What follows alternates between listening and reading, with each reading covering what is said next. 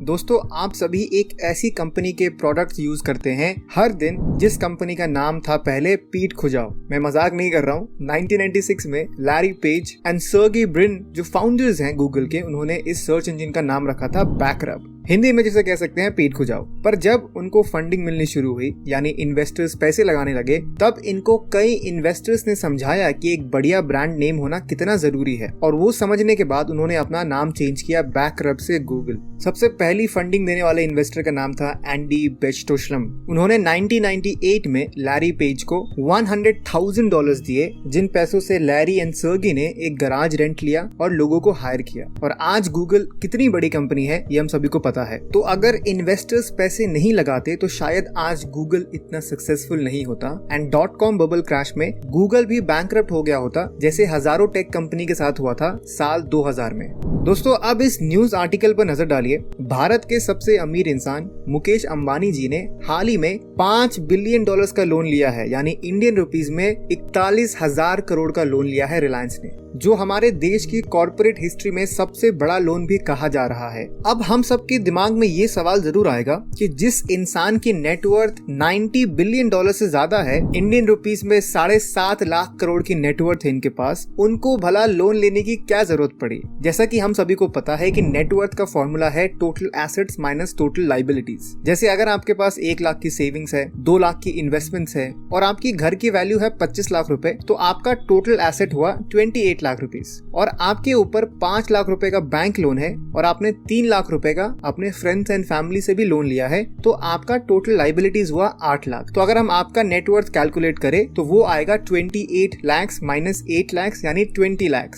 वैसे ही मुकेश अंबानी जी का नेटवर्थ है 7.5 लाख करोड़ का। तो वो आखिर लोन क्यों ले रहे हैं? दरअसल इतने बड़े लोन से रिलायंस अपने कैपिटल एक्सपेंडिचर, जिसमें कंपनी के खर्चों के लिए पैसे और 5G नेटवर्क को वो इंडिया में और बढ़ाएंगे, जिससे कनेक्टिविटी इंप्रूव हो। तो जितना वो लोन ले रहे हैं उससे कहीं ज्यादा वो कमा सकते हैं बस कुछ ही सालों में। मैं आपको अब एक पर्सनल स्टोरी बताता हूँ कि लोग लोन से इतना डरते क्यों हैं। और बहुत लोग ऐसे भी हैं जो बहुत पढ़े लिखे हैं फिर भी वो लोन से बहुत घबराते हैं। एक बार मैं अपने दोस्त के साथ कार ड्राइव पे निकला था, तभी उसने मुझे बताया कि वो फिलहाल पैसे सेव कर रहा है अपना खुद का बिजनेस शुरू करने के लिए, और उसने मुझे बताया कि उसे 8 से 10 लाख रुपए की बहुत जरूरत है। हालांकि उसने MBA किया है और उसने एक कंप्लीट बिजनेस प्लान भी बनाया है, मार्केट सर्वे की है, कॉस्ट एनालिसिस की है और जितने भी अदर चीजें होती हैं बिजनेस शुरू करने से पहले, और वो सारा होमवर्क उसने कर रखा है। पर फिलहाल वो सिर्फ पैसे सेव कर रहा है। मैंने उसे रेकमेंड किया कि उसे बैंक से लोन लेना चाहिए, जिससे कैपिटल जल्दी आ सके और अपना बिजनेस वो जल्दी शुरू कर सके, या उसे किसी इन्वेस्टर के पास जाना चाहिए जो उसके बिजनेस आइडिया में इन्वेस्ट करे। और उसने मुझे एक चीज ये बताई कि वो कभी भी दूसरों के पैसे लेकर बिजनेस शुरू नहीं करेगा, और स्पेशली इन्वेस्टर के पैसे तो वो कभी नहीं लेगा, क्योंकि वो उसके ऊपर एक प्रेशर क्रिएट करेंगे प्रॉफिट कमाने के लिए, जो वो नहीं चाहता। मैंने उसको ये फंडा समझाया कि इन्वेस्टर का काम सिर्फ पैसे देना नहीं होता है, वो अपनी एक्सपर्टीज, नॉलेज एंड नेटवर्क भी प्रोवाइड करते हैं। अगर आप बैंक से लोन लेते हैं तब आपको पैसे तो मिलते ही हैं, पर साथ ही साथ आपको टैक्स बेनिफिट भी मिलता है एंड इंटरेस्ट रेट भी आपके बिजनेस में जो स्कोप है उससे कम होती है। फिलहाल मेरे फ्रेंड को 8 से 10 लाख रुपए बचाने के लिए 2 साल भी लग सकते हैं, उसके बाद वो शुरू करेगा। यानी ऑलरेडी इतना लेट शुरू करने से उसका जो प्रोग्रेस है वो बहुत पीछे हो गया है। और अगर आप अपने बिजनेस से 25 से 30% रिटर्न कमा सकते हैं तो बैंक को 8 से 9% देने में आपको कोई प्रॉब्लम नहीं आनी चाहिए, क्योंकि वो आपको इंस्टेंटली कैपिटल प्रोवाइड कर रहे हैं। फिर मैंने अपने फ्रेंड को एक और कॉन्सेप्ट समझाया कि बिजनेसमैन बनने के क्या फायदे हैं। जैसे अगर एक बिजनेसमैन और एक सैलरीड व्यक्ति है, दोनों ने एक आईफोन लिया है 1 लाख रुपए का, तो बिजनेसमैन को 18% का GST रिटर्न्स मिलता है, यानी उसको वो फोन पड़ा करीब 82,000 रुपीज का, पर वही उस सैलरीड व्यक्ति को पूरे 1 लाख रुपए देने पड़ेंगे। जैसे मुकेश अंबानी जी अपने कंपनी रिलायंस इंडस्ट्रीज से 15 करोड़ का सैलरी लेते हैं साल का, पर फाइनेंशियल ईयर 2023 में इनके कंपनी का नेट प्रॉफिट था 66,000 करोड़। तो मुकेश अंबानी जी सारे खर्चे अपने कंपनी के नाम से करवाते हैं, इससे भी उनको टैक्स बेनिफिट मिलता है। बिजनेसमैन के पास हमेशा एक से ज्यादा इनकम स्ट्रीम होती है। जैसे उनका एक बिजनेस होता है, साथ ही साथ वो स्टॉक्स में भी इन्वेस्ट करते हैं या प्रॉपर्टीज में इन्वेस्ट करते हैं या उन्होंने गोल्ड में इन्वेस्ट कर रखा होता है। इस सारे इन्वेस्टमेंट से एक बिजनेसमैन की वेल्थ हमेशा बढ़ती रहती है। वैसे ही एक सैलरीड व्यक्ति के पास बहुत कम अपॉर्चुनिटीज होती हैं इनकम बढ़ाने की, क्योंकि उसके पास टाइम ही नहीं है। यहाँ सबसे बड़ी डिफरेंस है थिंकिंग पैटर्न में, जो अमीर व्यक्ति में बहुत डिफरेंट होती है कंपेयर टू सैलरीड व्यक्ति में। जैसे मिडिल क्लास में लोग फिक्स डिपॉजिट में बहुत इन्वेस्ट करते हैं, क्योंकि मिडिल क्लास लोगों में कुछ फेवरेट वर्ड्स हैं उनके, जो मैं आपको बताता हूँ। आप कमेंट में मुझे जरूर बताइएगा कि मैं ठीक कह रहा हूँ या गलत। पहला सबसे फेवरेट वर्ड है सिक्योरिटी, दूसरा फिक्स्ड रिटर्न, तीसरा मनी डबल, चौथा रिस्क फ्री एंड पांचवा गारंटीड रिटर्न्स। फिक्स्ड डिपॉजिट का रियल रिटर्न शेयर करता हूँ, जिसके बाद शायद आप फिक्स्ड डिपॉजिट को एज अ इन्वेस्टमेंट ऑप्शन नहीं चुनेंगे। ये मैंने एक सैंपल फिक्स्ड डिपॉजिट कैलकुलेटर बनाया है, जिसमें एक व्यक्ति ने 1 लाख रुपए का फिक्स्ड डिपॉजिट करवाया है, जिसमें उसे एनुअली 6% का इंटरेस्ट रेट मिलता है, और ये फिक्स्ड डिपॉजिट 5 सालों के लिए है। अब इस एक्सेल शीट में आप देख सकते हैं, जो चौथा कॉलम है उसमें मैंने इन्फ्लेशन को ऐड किया है, यानी देश की महंगाई जो 7% है। तो 5 साल के बाद 1 लाख रुपए की वैल्यू 1,33,000 रुपए हो जाएगी। और एक मिडिल क्लास व्यक्ति को लगता है कि मेरे 1 लाख के इन्वेस्टमेंट पे मुझे 1,33,000 रुपए मिले हैं, यानी मैंने बहुत अच्छा काम किया है, चलो आज से मैं अपने आप को इन्वेस्टर बोलूंगा। पर उसके नेक्स्ट कॉलम में देखिए, मैंने ये कैलकुलेट किया है कि अगर 7% यानी महंगाई का लेवल का रिटर्न्स निकाले तो वो आता है 1,40,000 रुपए, जिसका ये मतलब है कि उस व्यक्ति ने पैसे कमाए नहीं है, पैसे गंवाए हैं। अगर इस व्यक्ति ने सिर्फ अपने पैसे इंडेक्स फंड में इन्वेस्ट किया होता, 5 साल में इसके पैसे डबल हो गए होते। अगर हम ये मान लेते हैं कि इंडेक्स फंड में 15% का रिटर्न्स मिले तो, क्योंकि लास्ट 20 सालों में इतने ही रिटर्न्स मिले हैं। जैसा कि आप देख सकते हैं कि टोटल इन्वेस्टमेंट है 1 लाख, रेट ऑफ इंटरेस्ट है 15%, टाइम पीरियड है 5 साल का, तो टोटल वैल्यू बनेगा 5 साल के बाद 2,08,000 रुपए। उस व्यक्ति ने इंडेक्स फंड में क्यों नहीं इन्वेस्ट किया? क्योंकि इंडेक्स फंड में मिडिल क्लास व्यक्ति के फेवरेट वर्ड्स नहीं जुड़े हुए होते हैं, पर फिक्स डिपॉजिट में वो सारे वर्ड्स जुड़े हुए होते हैं। लोन लेना एक सही स्ट्रैटेजी हो सकती है। इस कॉन्सेप्ट को प्रैक्टिकली सीखने के लिए आपको good date and bad date के बीच में अंतर समझना होगा, जो हम आगे बात करेंगे। पर उससे पहले एक छोटा सा अनाउंसमेंट है आप सभी लॉयल व्यूअर्स के लिए।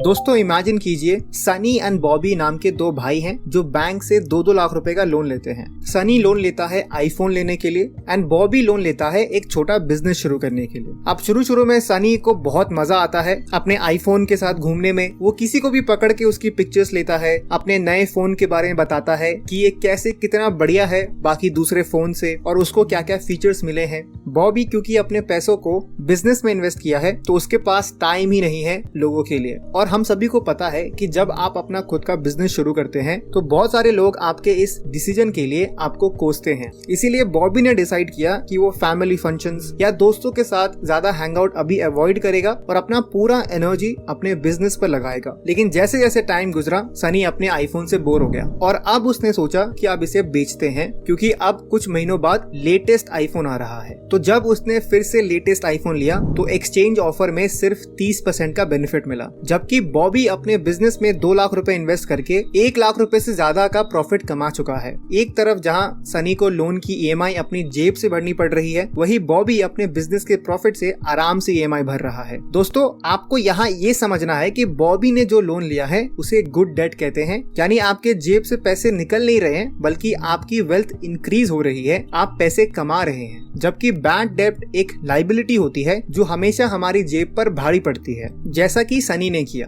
तो सेम प्रोडक्ट किसी के लिए गुड डेट हो सकती है तो किसी के लिए बैड डेट। रॉबर्ट कियोसाकी की लिखी book Rich Dad's Cash Flow Quadrant में भी इसका जिक्र किया गया है। जैसे जब आप एक घर खरीदते हैं लोन पर जिसमें आप रहने वाले हो, तो ये एक बैड डेट है क्योंकि यहाँ से कोई पैसे नहीं आ रहे हैं। वैसे ही सेम घर अगर आप रेंट पर लगाने के लिए लोन पर खरीदते हैं तो ये एक गुड डेट होता है। अगर आप लोन पर एक्सपेंसिव कार लेते हैं जिसे आप ड्राइव करने वाले हो, ये एक बैड डेट है। वही एक्सपेंसिव कार अगर आप रेंट पर देते हैं जिसका इस्तेमाल सेलिब्रिटीज को पिकअप करना एयरपोर्ट से या शादियों में दूल्हे के लिए रेंट पर देना, इससे पैसे आ रहे हैं, तो ये गुड डेट हुआ और ये आपका एसेट भी हुआ। बिजनेस स्टैंडर्ड में पब्लिश इस आर्टिकल की माने तो भारत की वर्किंग पॉपुलेशन जो 40 करोड़ लोगों की है, उनमें से 20 करोड़ लोगों ने कोई ना कोई पर्सनल लोन जरूर लिया है। और ये लोग लोन बिजनेस शुरू करने के लिए या एजुकेशन के लिए नहीं ले रहे हैं, बल्कि इस लोन से वो नया फोन, नई गाड़ी और ऐसे ही दूसरे लग्जरी प्रोडक्ट्स खरीदने के लिए यूज कर रहे हैं। दोस्तों रिच लोग कभी भी लाइबिलिटीज खरीदने के लिए लोन नहीं लेते हैं, बल्कि वो खरीदते हैं एसेट्स जो अल्टीमेटली उनके वेल्थ को पंख लगा देते हैं। लेकिन आखिर वो ऐसा करते कैसे हैं और आखिर वो कौन से तरीके हैं जिनकी मदद से आप भी लोन लेकर अमीर बन सकते हो। मैं आपके साथ अभी 5 आइडिया शेयर करने वाला हूँ। Number 1, invest in commercial properties. Loan लेकर कमर्शियल प्रॉपर्टीज खरीदना बहुत बढ़िया ऑप्शन है अपना एक एडिशनल इनकम स्ट्रीम शुरू करने के लिए। जहाँ पे मैं रहता हूँ कोलकाता में, वहाँ से कुछ ही किलोमीटर दूरी पर एक जगह है न्यू टाउन नाम का। जो लोग कोलकाता से है उनको पता है कि आज से 15-20 साल पहले वहाँ कोई आना भी नहीं चाहता था। इन्वेस्टमेंट तो बहुत दूर की बात है और इसी कारण वहाँ का प्रॉपर्टी के रेट्स बहुत ही सस्ते थे। पर आज की बात करें यानी 2023 में ये one of the most developed places है पूरे इंडिया में। अगर आप कभी कोलकाता आते हैं तो जरूर न्यू टाउन विजिट कीजिए। वहाँ पे क्या डेवलपमेंट्स हुए हैं आपको पता लग जाएगा। मेरा एक फ्रेंड है जिसके फादर ने जब न्यू टाउन में डेवलपमेंट होने की बात ही चल रही थी तभी उन्होंने 2 करोड़ रुपए इन्वेस्ट किया था मल्टीपल कमर्शियल प्रॉपर्टीज में और आज 2023 में उन कमर्शियल प्रॉपर्टीज की वैल्यू है 40 करोड़ रुपए। यानी 15 साल में on an average in properties का CAGR रहा है 21% का। ये तो प्रॉपर्टी की वैल्यूएशन ग्रोथ हुई, पर कमर्शियल प्रॉपर्टी का प्राइमरी रीजन होता है इन्वेस्ट करने का, वो है रेंट लेना। और कमर्शियल प्रॉपर्टी का जो रेंटल यील्ड है वो 7 से 9% के बीच होता है, जहाँ पर शॉपिंग मॉल का रेंटल यील्ड ज्यादा होता है यानी 9 से 11%, और वही वेयर हाउस में ये थोड़ा कम होता है यानी 5 से 7%। तो मेरे फ्रेंड ने मुझे ये नहीं बताया कि उनके फादर को रेंट कितना मिल रहा है। तो चलिए हम सभी यहाँ फाइनेंस में इंटरेस्टेड हैं तो कैलकुलेट करते हैं। जिनको रेंटल यील्ड के बारे में नहीं पता तो बहुत ही सिंपल कॉन्सेप्ट है। ये वैल्यू ये बताता है कि प्रॉपर्टी की वैल्यूएशन पर साल में कितना रेंट मिलता है परसेंटेज में। तो प्रॉपर्टी की वैल्यू हुई 40 करोड़, रेंटल यील्ड है 8% का, तो ईयरली रेंट निकालने का फॉर्मूला है annual rent equals property value multiplied by rental yield. तो 40 crore into 0.08 equals to 3.2 crore. अब मंथली रेंट निकालने के लिए 3.2 करोड़ को 12 से डिवाइड करते हैं तो अप्रोक्सीमेटली मेरे फ्रेंड के फादर को रेंट मिल रहा है 26 लाख रुपए का। तो मेरे फ्रेंड के फादर ने जो 15 साल पहले जितना पे किया था उन कमर्शियल प्रॉपर्टीज के लिए, अब वो उतना 7-8 महीने में कमा लेते हैं बिना कुछ किए। तो एक मिडिल क्लास सोच रखने वाला व्यक्ति नौकरी मिलते ही या थोड़ा सक्सेस मिलते ही वो सबसे पहले एक घर खरीदते हैं लोन पर, जो कि एक लाइबिलिटी है। घर खरीदने से सोशली अच्छा महसूस होता है, पर नंबर्स में ये एक बैड इन्वेस्टमेंट है अगर आप अपने करियर के बहुत शुरुआत में है। तो वही कमर्शियल प्रॉपर्टीज में इन्वेस्ट करने से आपको नंबर 1 हायर रेंटल यील्ड मिलता है, नंबर 2 लॉन्गर लीज टर्म्स भी मिलता है। यानी जो कंपनी या जो व्यक्ति आपके प्रॉपर्टी को रेंट पे लिया है वो यूजुअली काफी लंबे समय के लिए रेंट पर लेते हैं, तो आपको एक स्टेबल एंड प्रिडिक्टेबल इनकम आती है। और तीसरा आपको टैक्स बेनिफिट भी मिलता है एंड चौथा वैल्यू एप्रिसिएशन भी बहुत होता है, क्योंकि पूरे दुनिया में जो प्रॉपर्टी है उसको आप बढ़ा नहीं सकते, जितना जमीन अवेलेबल है उतना ही रहने वाला है। तो आपके लिए घर खरीदने का प्लान आपको पोस्टपोन करना चाहिए। सबसे पहले एक कमर्शियल प्रॉपर्टी खरीदिए और ऐसी जगह पर खरीदिए जहां डेवलपमेंट होना शुरू हुआ हो या प्लानिंग में हो। अगर आपको रिस्क बहुत कम लेना है तो आप एक डेवलप्ड जगह पे भी कमर्शियल प्रॉपर्टी खरीद सकते हैं, पर उसकी कॉस्ट बहुत हाई होगी।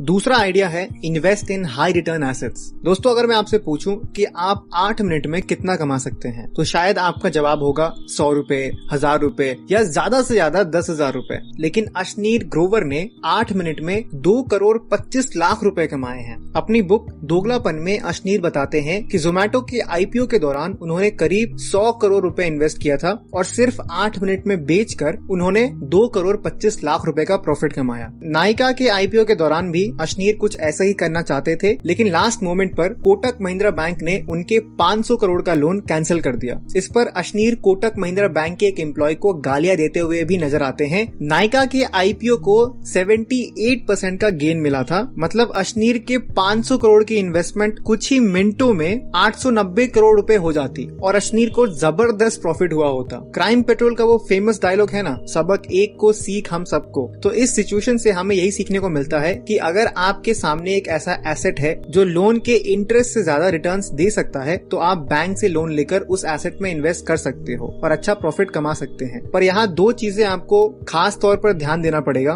पहली सीख हमें जॉर्ज क्लैंसन की लिखी book the richest man in Babylon से मिलती है, जहाँ ये बताया गया है कि आपको कभी भी ऐसी जगह इन्वेस्ट नहीं करना चाहिए जिसकी आपको नॉलेज ना हो। और दूसरा लेसन ये है कि हमेशा अपनी रिस्क टेकिंग एबिलिटी को एनालाइज करके ही चलना है आपको। दुनिया की कोई भी ऐसी इन्वेस्टमेंट नहीं है जहाँ पे आपको अच्छे रिटर्न्स मिले और उसमें रिस्क भी ना हो, पर क्या आप अच्छे रिटर्न्स के लिए उतनी रिस्क ले भी सकते हैं, ये आपको देखना पड़ेगा। मेरा एक फ्रेंड है स्कूल का, वो होलसेल का काम करता है और हमेशा कोई भी सीजन आने से 3-4 महीने पहले ही वो उसके रिलेटेड प्रोडक्ट्स को बल्क में कम दाम में खरीदता है। जैसे अगर रेनी सीजन आने वाला है तो वो रेन कोट, छतरी, बूट्स जैसे चीजें खरीदता है, और अभी दिवाली आने वाला है तो उसकी भी वो प्लानिंग पहले से कर रहा है, और जब सीजन आता है तो 30 से 40% का प्रॉफिट मार्जिन रखकर दूसरे रिटेलर को बेचता है। तो इसी रिस्की इन्वेस्टमेंट से वो काफी अच्छे पैसे कमा रहा है और अपने बिजनेस को भी वो और बड़ा कर रहा है।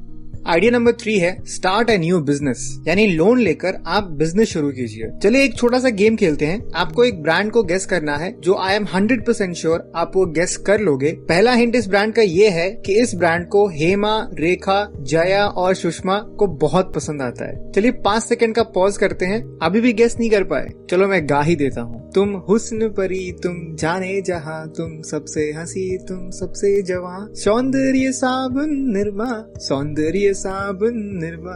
जी हाँ, मैं निरमा की बात कर रहा हूँ। मुझे पूरी उम्मीद है कि आप आधे बहरे हो गए होंगे मेरी सिंगिंग से, पर करण भाई पटेल जो फाउंडर है निरमा के, उन्होंने सिर्फ 15,000 रुपए का लोन लिया था और अपने आंगन के पीछे उन्होंने निरमा डिटर्जेंट बनाया और आज इनकी नेटवर्थ करीब 30,000 करोड़ रुपए है। जितनी भी बड़ी बड़ी कंपनीज है उन सब ने स्टार्टिंग में लोन लिया था बिजनेस शुरू करने के लिए। कहने का मतलब ये है कि अगर आपके पास ऐसा बिजनेस आइडिया है जो आपके लोन के इंटरेस्ट से ज्यादा ग्रोथ दे सकता है, तो आप अपने नए बिजनेस शुरू करने के लिए लोन ले सकते हैं और उन पैसों को अपने बिजनेस में इन्वेस्ट करके अच्छा प्रॉफिट भी कमा सकते हैं।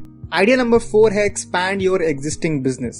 अब दोस्तों जरूरी नहीं है कि आप नए बिजनेस आइडिया शुरू करने के लिए ही लोन लो। अगर आपको अपने एग्जिस्टिंग बिजनेस में ग्रोथ की अपॉर्चुनिटी नजर आती है तो आप लोन लेकर एक्सपोनेंशियल ग्रोथ की ओर अपना कदम बढ़ा सकते हैं। 2023 की पहली यूनिकॉर्न बनने वाली कंपनी जेप्टो ने 1600 करोड़ की फंडिंग रेज की है 11,000 करोड़ की वैल्यूएशन पर। जेप्टो एक 10 मिनट्स डिलीवरी ऐप है जिसमें डेली यूज के सामान ऑर्डर किए जाते हैं। 2021 में ये कंपनी फाउंड किया गया था 2 स्टैनफोर्ड यूनिवर्सिटी ड्रॉपआउट के द्वारा, जिनका नाम है आदित्य पलीचा एंड केवल्वा वोरा के द्वारा। इनके अंडर अभी 200 से ज्यादा डार्क स्टोर्स हैं। डार्क स्टोर्स ऐसी दुकानें होती हैं जहां पर सारे डेली प्रोडक्ट्स अवेलेबल हैं, पर यहाँ पे पब्लिक नहीं खरीद सकती। इंस्टेंट डिलीवरी बिजनेस को एक हाई कैश बर्निंग बिजनेस माना जाता है क्योंकि यहाँ पे पैसे बहुत खर्च होते हैं और प्रॉफिट मार्जिन भी बहुत कम होता है। पर स्टेपस्टोन ग्रुप ने $200 मिलियन दिए हैं जेप्टो को। इन पैसों से जेप्टो के फाउंडर्स का प्लान ये है वो 40% और डार्क स्टोर्स को बढ़ाएंगे एंड कंपनी को भी प्रॉफिटेबल बनाएंगे नेक्स्ट 12 से 15 महीनों में, और साथ ही साथ अपने डार्क स्टोर्स की प्रॉफिटेबिलिटी पे भी वो काम करेंगे जिससे कम टाइम में वो प्रॉफिटेबल हो सके। इकोनॉमिक्स में हम इसे फाइनेंशियल लेवरेजिंग कहते हैं, जहां हम उधार लिए पैसों की मदद से अपनी वेल्थ इंक्रीज करते हैं। यहाँ तक कि गवर्नमेंट भी फाइनेंशियल लेवरेजिंग का सहारा लेती है जब वो IMF एंड वर्ल्ड बैंक जैसी ऑर्गेनाइजेशन से लोन लेती है और देश के विकास की योजनाओं में लगाते हैं।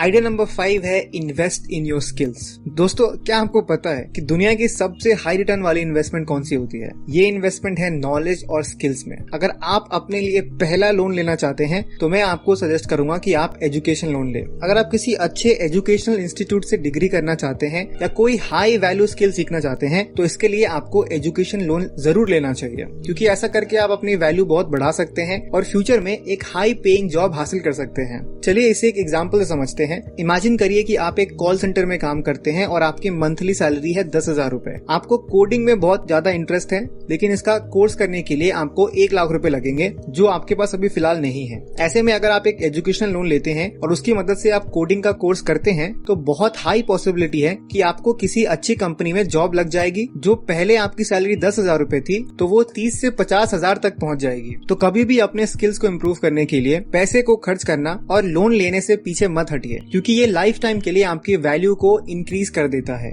दोस्तों मुझे पूरी उम्मीद है आप समझ ही चुके होंगे कि अमीर लोग लोन लेकर कैसे और अमीर बनते जा रहे हैं और मिडिल क्लास लोग लोन लेकर भी लायबिलिटीज खरीदते हैं और डेट ट्रैप में फंस जाते हैं। अब आप मुझे कमेंट में जरूर बताइए कि आज के बाद आप कौन सा लोन लेने वाले हो, गुड डेट या बैड डेट, और आप इसका यूज कैसे करने वाले हो। वीडियो पसंद आया तो इस वीडियो को लाइक करिए और शेयर जरूर करिए, और ऐसे ही interesting and powerful finance videos के लिए हमारे चैनल को सब्सक्राइब भी कर सकते हैं आप। अगर